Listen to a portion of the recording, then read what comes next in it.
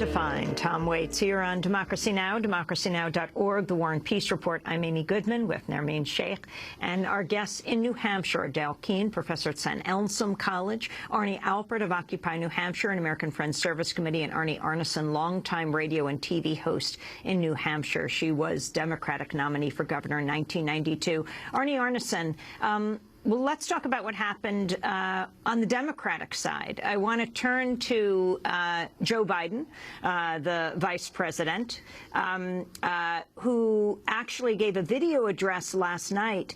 Can you talk about what was Obama's role in the New Hampshire primary since he's uncontested?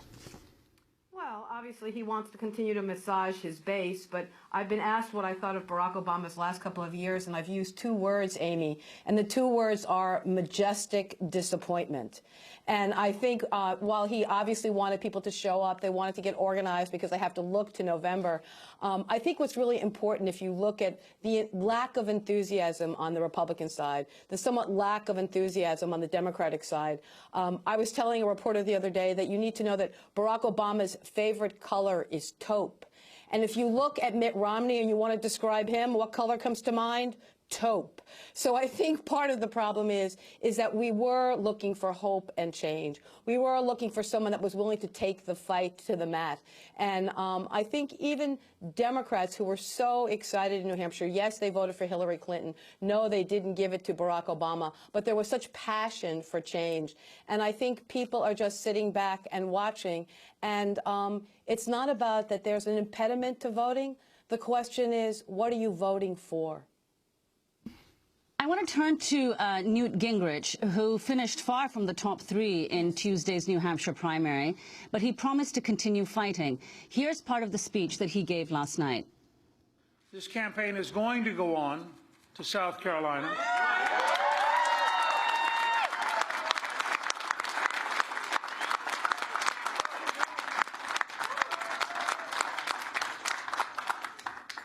And we're going to offer the American people something very different. We're going to offer them an opportunity to participate in very dramatic, very fundamental change in Washington, D.C. And we're going to prove that I both understand the principles and I understand the practice. I learned a lot of those principles from Ronald Reagan and from Margaret Thatcher. I got to practice them as a junior congressman working with President Reagan. I got to practice them as Speaker working with Bill Clinton. And I want to suggest to you, when Ronald Reagan was president, we had to find a way to get votes through the House despite the fact that Tip O'Neill was Speaker. When I was Speaker, we had to find a way to get bills signed despite the fact that Bill Clinton was president. I believe if we had a Republican House, a Republican Senate, and a Gingrich presidency, it would be amazing how much we could get done and how rapidly we could get it done.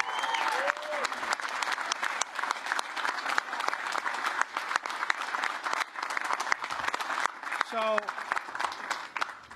we're going to take to South Carolina tonight and kick off tomorrow morning a campaign for jobs and economic growth, a campaign for a balanced budget, a campaign for returning power to the states through the 10th Amendment, a campaign for a strong national security, a campaign for a stable, solid Social Security program, both for people now on it and for the young people who are here who deserve a chance in their lifetime to have an even better program with an even greater return, because if we are smart, we can do better things for people. The Washington alternatives: how do we raise taxes and cut spending in a way that causes you pain on the spending side and causes you pain on the tax side, is exactly backwards. I was really struck. This is part of learning. When we had a debate the other day and we were asked a question about LIHEAP, with the heating assistance program, and it was phrased in a perfectly Washington way.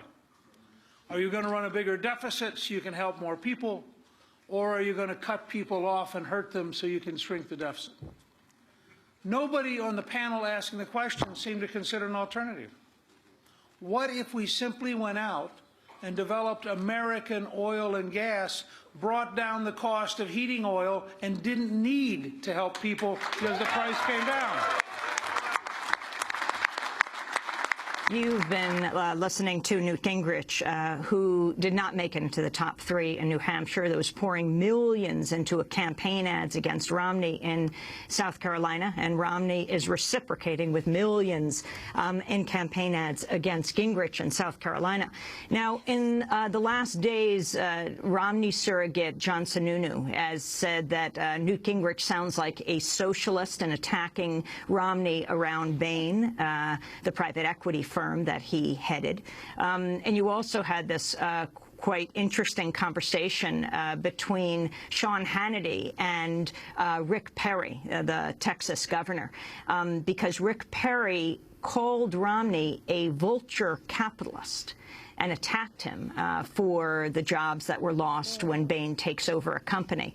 I was wondering if Arnie Arnesen and Arnie Alpert could weigh in here. It's interesting changing of the dialogue.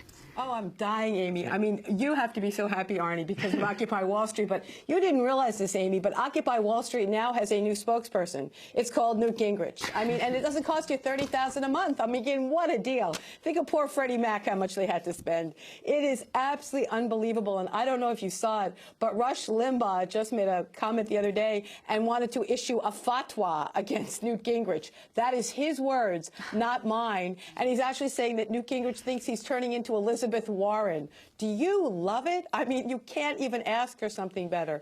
So Occupy Wall Street has to understand not only have they changed the conversation in the country, but now that conversation is going to be reinforced in South Carolina by 2 people that you would think would be the least likely, Rick Perry and Newt Gingrich. I'm going to love South Carolina. I'm going to love it.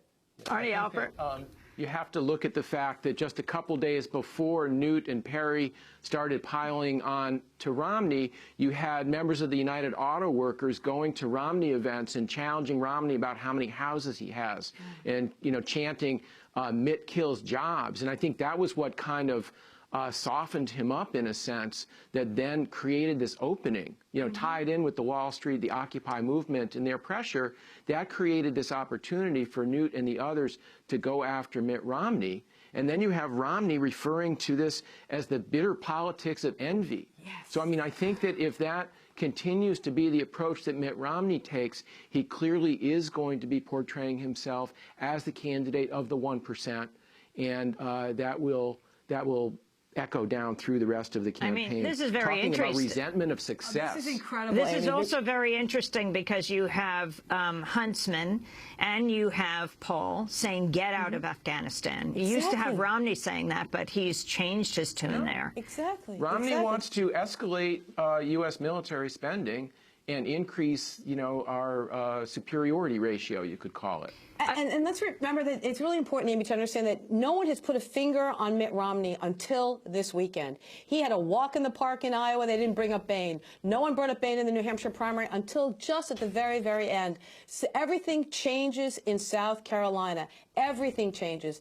And that's going to be a real problem for Mitt because he's never had to deflect his problem. And his problem is personified by Bain. And to have Newt Gingrich and Rick Perry carry the message is going to be so confusing. But more important, they resonate in South Carolina, and they actually do mirror a lot of the messages that have been coming out for months now from Occupy Wall Street. It isn't about class warfare. It is about the growing inequity between the rich and the poor. And to have Newt Gingrich be the one to say it, oh, my God, what